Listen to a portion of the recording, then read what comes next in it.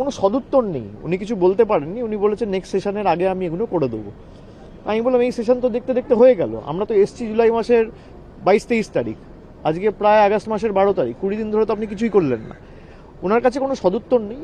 আপনি হয় তাদেরকে এনসিপিআই রেকগনিশন দিন, আপনি রেকগনিশনও দিচ্ছেন না। আপনি রেকগনিশন দিলে তৃণমূল পার্টি বা তৃণমূল কংগ্রেস অফিসিয়ালি এটা চ্যালেঞ্জ করে হাইকোর্ট সুপ্রিম কোর্ট যেতে পারে। আপনি রেকগনিশন দিচ্ছেন না, আর আপনি আমাদের টাইম থেকে কেটে তাদের বলবার সুযোগ করে দিচ্ছেন। তারা যখন বক্তব্য রাখছে তাদের নামের পিছনে পাশে লেখা আছে অল ইন্ডিয়া তৃণমূল কংগ্রেস। যারা বক্তব্য রেখেছেন এই গ্রুপ থেকে তথাকথিত এনসিপিআই এর এমপিরা, তাদের নামের পাশে লেখা থাকছে এআইটিসি। তারা জোড়া ফুল প্রতীক চিহ্নে নির্বাচিত, মমতা বন্দ্যোপাধ্যায়ের ছবি সামনে রেখে নির্বাচিত, আর এসে এখন বলছে এনডিএকে সমর্থন করছে। 10 শিডিউল যদি আপনি দেখেন তাহলে ডিসকোয়ালিফিকেশন ছাড়া আর তো কোনো উপায় নেই। তো আমরা এটা জুন মাসেও যখন ডিসকোয়ালিফিকেশন পিটিশন ইন্ডিভিজুয়ালি 20টা মুভ করা হয়েছিল তখনও স্পিকারকে বলেছিলাম। আজকে প্রায় 2 মাস হয়ে গেল, কোনো সদুত্তর নেই। আজকেও একই কথা বলেছি, এবং সুপ্রিম কোর্টের একটা অর্ডার আছে যে 3 মাসের মধ্যে স্পিকারকে বিবেচনা করতে হবে। স্পিকার যদি বিবেচনা না করে তখন সুপ্রিম কোর্টের হস্তক্ষেপ আমরা দাবি করব। এক হচ্ছে যে বিজেপি আজকে যে দল ভাঙানোর খেলায় নেমেছে, এত সাংসদ ভাঙানোর পরেও, আজকে এত সংখ্যা থাকার পরেও তারা হাউস চালাতে পাচ্ছেন না। যে কথাগুলো দেশের স্বরাষ্ট্রমন্ত্রী বা লোকসভার অধ্যক্ষ আপনাদের মাধ্যমে সিলেক্টিভলি লিক করছে, সেগুলো হাউসে বলুক না। দেশের স্বরাষ্ট্রমন্ত্রীকে তো হাউসে আসতে কেউ বারণ করেনি। আজকে গত 20 দিন ধরে তিনি হাউসে আসছেন না কেন? দেশের প্রধানমন্ত্রী হাউসে আসছেন না কেন? কথা তো এটাই হয়েছিল যে নিটের আলোচনার পর দিল্লির যে ছাত্রদের উপর হামলা এবং আক্রমণ, টিয়ার গ্যাস থেকে পেলেট গান চালানো, সে নিয়ে বিস্তারিত আলোচনা হবে এবং সেখানে হোম মিনিস্টার ক্ল্যারিফাই করবে। তো আজকে নিটের আলোচনা শেষ হয়েছে প্রায় 10-12 দিন হয়ে গেল। কোথায়? যে কথাগুলো সিলেক্টিভলি লিক করছে হাউসে এসে বলুক। দেখুন, প্রথম কথাই হচ্ছে সংসদ ভবনের ভিতরে কিছু রীতিনীতি নিয়ম কানুন আছে, এবং সংসদ ভবনের যে কার্যক্রম সেটা সম্পূর্ণভাবে মাননীয় অধ্যক্ষের হাতে।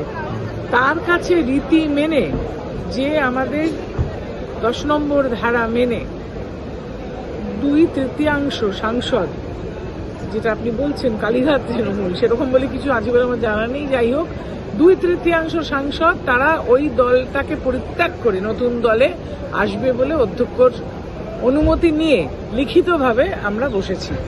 সেখানে যদি কেউ মনে করেন যে তিনি প্রতিবাদ করবেন, প্রতিবাদ করাটা তার অধিকার, প্রতিবাদ তিনি করতে পারেন, কিন্তু ফলপ্রসূ হবে না। বরঞ্চ তারা এখন পিটিএবল কন্ডিশন ইংরেজিতে বলে না, ভেতরে 2 জন আছে, হ্যাঁ, এবং আর কেউ নেই, তাহলে তারা বাকিরা কোথায় গেলেন এবং ওনাদের দলটা কি হলো সেটা ওনাকে ভাবতে হবে। আর ওনার যে সিট নিয়ে যেটা আবদার, সেই আবদারটাও অধ্যক্ষ মহাশয় নিশ্চয়ই বিবেচনা করে যেখানে সঠিক জায়গা সেখানে বসতে দেবে বলে মনে হয়। তো হয় না, যেখানে একটা 2/3 সাংসদ স্বইচ্ছায় অন্য দলে চলে গেছে, তাদের পরিত্যাগ করেছে বাংলার মানুষের রায় মেনে নি, বাংলার মানুষ তাদের পরিত্যাগ করেছে বিধানসভা নির্বাচনে। সুতরাং মেনে নিতে হবে বাংলা ওই তৃণমূল কংগ্রেসকে চাইছে না, তাই বাংলার মানুষের রায়কে মাথায় নিয়ে সাংসদরা এখন অন্য দলে গেছে। এটা ওনার ইচ্ছা মতন বসাটা হবে না, যেহেতু সংখ্যাধিক্য আমাদের সঙ্গে আছে, সুতরাং আইন মেনে বসাটা হবে।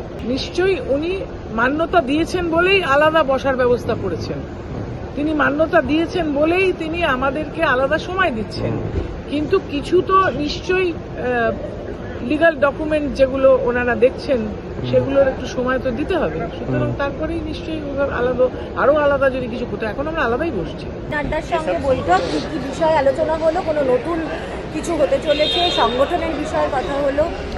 সংগঠনের বিষয় আজকে নাড্ডাজির সঙ্গে দেখা হয়, এই মূলতই দেখা পশ্চিমবঙ্গে যাতে আরেকটি এইমস তাড়াতাড়ি হয় তার সেই কারণে।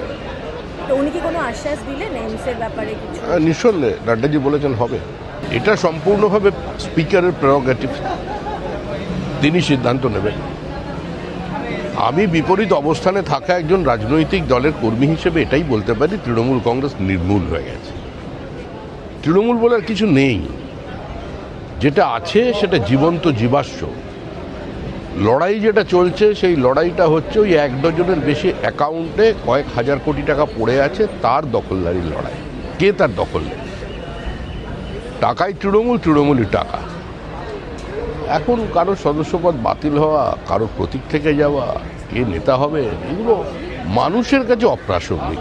কোন প্রশ্নের উত্তর কে দেবেন, কে কখন সংসদে আসবেন, তারও একটা নিজস্ব প্রক্রিয়া আছে, পরম্পরা আছে, ইচ্ছা শক্তির বিষয় আছে,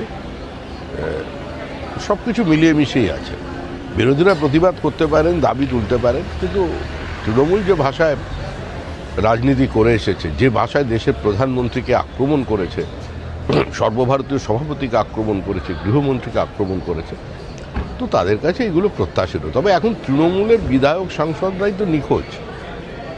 যারা সব দিল্লিতে এসে বসে আছেন তারা নিজের কনস্টিটুয়েন্সিতে বেরোলেন, তৃণমূলের লোকেরাই তাদের কোথাও কাদা ছুঁড়ছে, কোথাও চটি ছুঁড়ছে, কোথাও ডিম ছুঁড়ছে।